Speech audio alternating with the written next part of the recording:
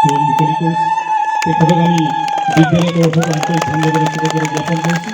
আমি ইয়াৰ পাছৰ কাৰ্যসূচী আমাৰ বিদ্যালয়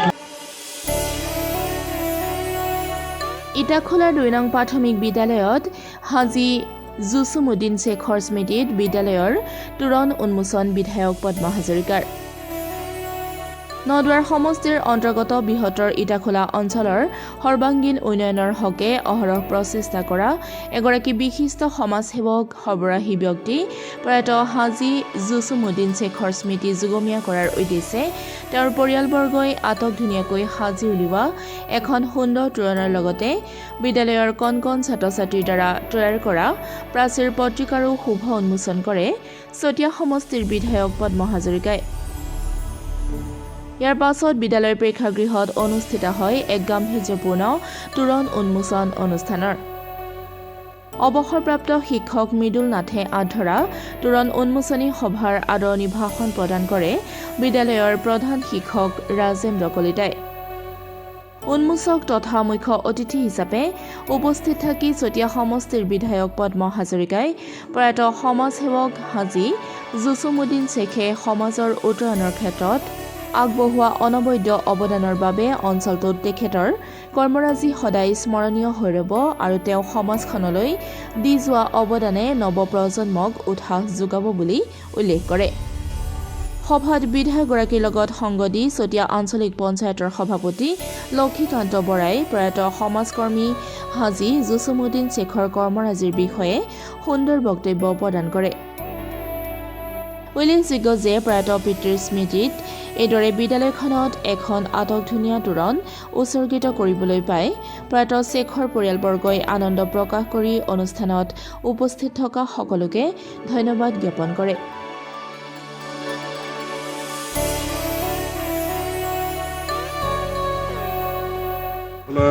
2 নম্বৰ প্ৰাথমিক বিদ্যালয় হাজী জাছিমুদ্দিন শেখ চাহৰ পুৰণত যিখন গেট তেখেতৰ পৰিয়ালবৰ্গই আগবঢ়াইছে আৰু সেই গেটখন মই উন্মোচন কৰিবলৈ পাই ধন্য হৈছোঁ। কাৰণ তেখেত এখন সমাজৰ আদৰ্শৱান ব্যক্তি, সমাজৰ উন্নতিৰ কাৰণে আৰু সমাজত ঐক্য সংহতি সুদৃঢ় কৰিবৰ কাৰণে, শান্তি প্ৰতিষ্ঠা কৰিবৰ কাৰণে, লগতে এই অঞ্চলত বিভিন্ন অনুষ্ঠান প্ৰতিষ্ঠান গঢ় দিয়াৰ ক্ষেত্ৰত তেখেতৰ যথেষ্ট অৱদান আছে। গতিকে তেনে এজন ব্যক্তিৰ স্মৃতি যুগমীয়া হোৱাটো অতি প্ৰয়োজন, নতুন প্ৰজন্মই জানিব লাগিব। গতিকে পৰিয়ালে যি এক পদক্ষেপ গ্ৰহণ কৰিছে এই গেটখন দি পেলাই তেওঁলোকলৈ মই ধন্যবাদ জ্ঞাপন কৰিছোঁ। আৰু এই বিদ্যালয়ৰ যিটো শৈক্ষিক পৰিৱেশ সুন্দৰ হৈ আছে যে তেওঁলোকে 18 চনত A+, 23 চনত A+, আৰু তেওঁলোকৰ 116জন ছাত্ৰ ছাত্ৰীৰে 2জন শিক্ষক শিক্ষয়িত্ৰীয়ে তেওঁলোকে যথেষ্ট কষ্ট কৰি শৈক্ষিক পৰিৱেশ ভালে ৰাখিছে। তেওঁলোকলৈও মই ধন্যবাদ জ্ঞাপন কৰিছোঁ। আজি পবিত্ৰ মুহূৰ্তত মই ইয়ালৈ আহি সকলো ৰাইজৰে নৱবৰ্ষৰ বাবে, ইংৰাজী নৱবৰ্ষৰ বাবে ওলগ যাচিছোঁ আৰু আহি থকা ভোগালী বিহুৰ কাৰণেও মই শুভেচ্ছা জ্ঞাপন কৰিছোঁ।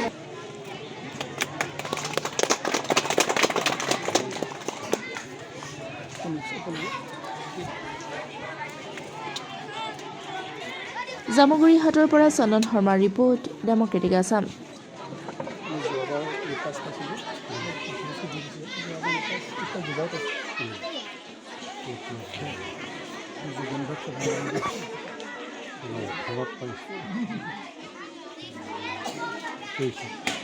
জাকিৰৰ লগতে পৰিয়ালবৰ্গ অনুৰোধ ৰক্ষা কৰি আপোনালোকৰ মাজত উপস্থিত থাকিবলৈ পাই আচলতে মই নিজকে ধন্য মানিছোঁ। কাৰণ যিগৰাকী ব্যক্তিৰ নামত এই তোৰণভাগ দিছে তেওঁ এই স্কুল গঢ়া, আমাৰ ডিকৰাই হায়াৰ ছেকেণ্ডাৰী বা সমাজত বিভিন্ন অনুষ্ঠান প্ৰতিষ্ঠান গঢ়াৰ ক্ষেত্ৰত, সমাজৰ সেৱা কৰাৰ ক্ষেত্ৰত যথেষ্ট অৱদান তেখেতৰ আছিলে। আৰু বিশেষকৈ এখেতৰ নামটো মই শুনিছিলোঁ যেতিয়া মই ছাত্ৰ সন্থাৰ দায়িত্বত আছিলোঁ।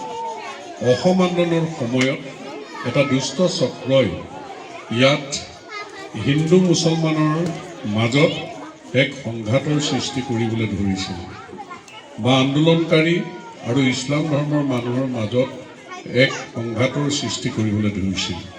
সেই সময়ত এই শেখ জাছিমুদ্দিন চাহাবে এক শক্তিশালী ভূমিকা ইছলাম ধৰ্মৰ সমাজৰ ফালৰ পৰা কেইজনমান ব্যক্তিয়ে লৈছিল।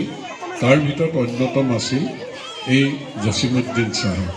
আৰু সেইকাৰণে যে তেখেতে অঞ্চলটোৰ সমন্বয় সম্প্ৰীতি ৰক্ষা কৰা, অঞ্চলটোৰ উন্নয়ন, বিভিন্ন অনুষ্ঠান প্ৰতিষ্ঠান গঢ়াৰ লগত জড়িত এই মহান ব্যক্তিগৰাকীৰ স্মৃতি যুগমীয়া কৰি ৰাখিবৰ কাৰণে পৰিয়ালবৰ্গই যি এক জাকিৰভাৱে পদক্ষেপ গ্ৰহণ কৰিছে, মই তেওঁলোকলৈ ধন্যবাদ জ্ঞাপন কৰিছোঁ যে আমাৰ